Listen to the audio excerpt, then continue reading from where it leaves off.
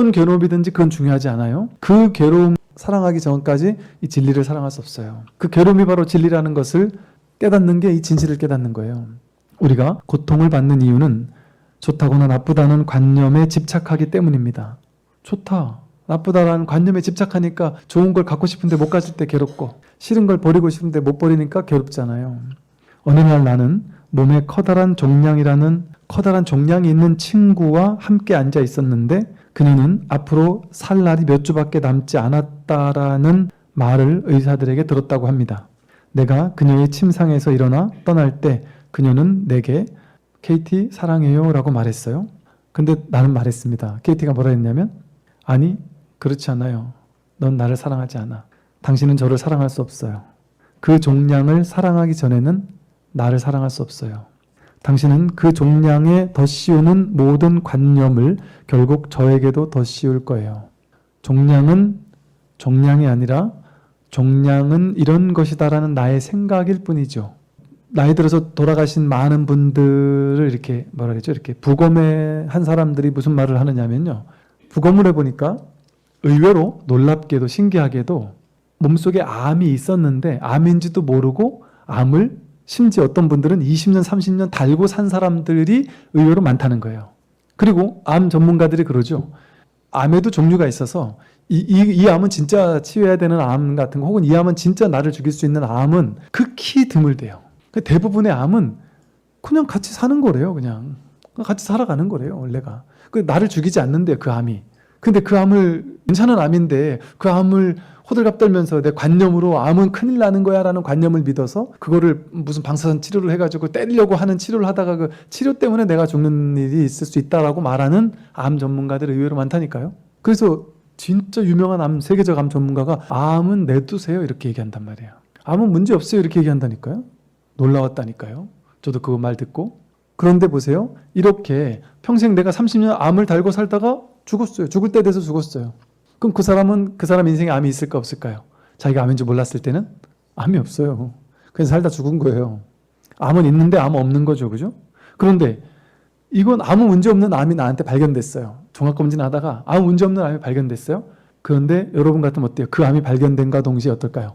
암에 대한 관념이 나를 더 죽이죠. 암은 나를 죽이지 않아요. 근데 암에 대한 관념이 나를 죽이죠. 그래서 이 사람처럼 누워서 울고불고 하면서 암이 나를 죽이려고 한다고 생각하면서 거기 압도되어가지고 그 죽을 것 같은 생각에 압도되어가지고 병원에 식음을 전폐하면서 누워있겠죠? 그렇지 않습니까? 진짜 암 때문에 누워있는 게 아니에요. 암이라는 관념 때문에 누워있어요. 이처럼 우리는 이 세상에서 만나는 모든 것은 자기 관념을 만나는 거예요. 관념을 부여한 거예요. 자기 생각을 믿은 거예요. 두려워하면서 그 생각에 짓눌려 버려요. 모든 존재다가 자기 관념을 투여하는 거예요. 자기 분별의식을 투여하는 거예요.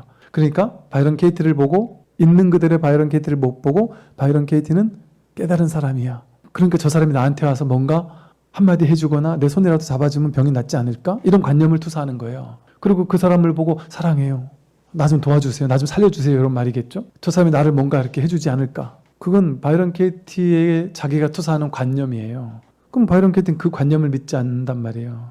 그러니까 그 사람은 그런 관념을 투사했다가 어느 날 바이런 케이티가 내가 원하는 대로 안 해줬어요? 자기는 마음속으로 이 사람 깨달은 사람이니까 나한테 와서 날 수 있도록 뭔가 배대 손도 얹어가지고 기도도 해주고 어떤 퍼포먼스도 해주고 그래서 날 겁니다 한마디도 해주고 뭔가 있어 보이는 어떤 뭔가를 해주고 탁 가면은 그걸 기대했는데 바이런 케이티나 훌륭한 스님이 와가지고 이런 걸 원했는데 그걸 안 하고 잘 나으세요 이러고 휙 가버리면 충격받을 거 아니에요.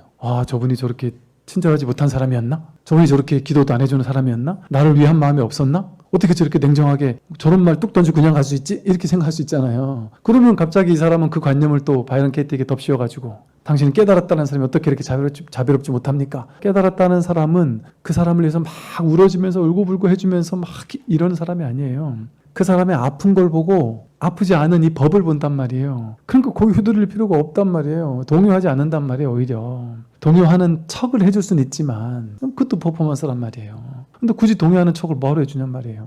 있는 그들의 진실을 말해줄 뿐이지. 그러나 준비가 되어 있지 않은 사람에게는 퍼포먼스를 해줘요. 아직 준비가 되어 있지 않은 사람에게는 힘든 척 해주고 아픈 척 해주고 돌봐주는 척 해주고 뭔가 그 사람에게 필요한 기도도 해주고 해줘요. 그게 맞아요. 또 진실을 얘기를 안 해줘요. 방편을 얘기해줘요. 진실을 원하지 않는 사람에게는. 대부분은 진실을 원하지 않거든요. 그러니까 방편을 얘기해 주는 거예요. 열심히 기도하면 나실 거예요. 손 잡아주세요 하면 손을 탁 잡아드려요. 손 잡아줬으니까 이제 괜찮아지실 거예요. 이렇게 얘기해 줘요. 그러나 그걸 원하는 사람에겐 그거를 해주기도 하죠. 근데 우리가 그걸 원하는 사람에 대해서는 안 된단 말이죠. 근원에서는. 그래서 이렇게 말해요. 제가 당신이 원하는 것을 주지 않거나 당신의 믿음을 위협하는 순간 당신은 금세 그 관념을 저에게도 덮씌울 겁니다. 수행자는 이래야 돼 저래야 돼 하는 생각을. 이 말이 가혹하게 들릴지 모르겠지만 이렇게 바이런 키튼 이 여인에게는 있는 그대로 진실을 딱 얘기해버렸죠. 모두에게 이렇게 얘기하면 안 되는 거예요. 그러니까 바이런 키티가 뭐라고 하냐면 이 말이 가혹하게 들릴지 모르지만 그 친구는, 내가 그렇게 말했던 그 친구는 언제나 나에게 진실을 말해달라고 과거에 나에게 이미 부탁을 해놓은 사람이었습니다. 즉 이 여인은 옛날부터 알고 있던 사람이었나 봐요. 근데 어떤 일이 있어도 나에게는 진실 그 자체를 말해줘. 방편으로 얘기하지 말아줘. 나를 위로한다고 방편으로 말하지 말고 정말 진실만을 들을 준비가 나는 되어 있으니까 나에게는 돌려 말하지 말고 진실만을 말해줘라고 용기 있게 얘기를 한 사람이었단 말이에요. 그러니까 그런 사람에게는 이렇게 진실을 얘기할 수 있는 거예요. 바이런 케이티. 근데 그렇게 준비가 안 돼 있는 사람에게는 섣부르게 이렇게 얘기하면 안 되죠. 그런 사람에게는 그 사람에 맞게 기도도 해주고 방편을 이렇게 해줄 수가 있는 거죠. 그러니까 이 부처님도 그랬던 거예요. 부처님도 방편이 필요한 사람에겐 방편을 주시고 진실이 이제 이 사람에게는 진실을 줘도 되겠다 싶은 사람에게는 진실을 보여주고 이것을 자유자재하게 하신 분이 부처님이고 그게 부처님의 위대한 점이죠. 어찌 보면 선사스님들은 너무나 들을 사람만 들고 올 사람만 와라. 준비 안 된 사람은 가라 하고 확 내친단 말이에요. 그냥 이게 부처님의 위대함이라고 봐요.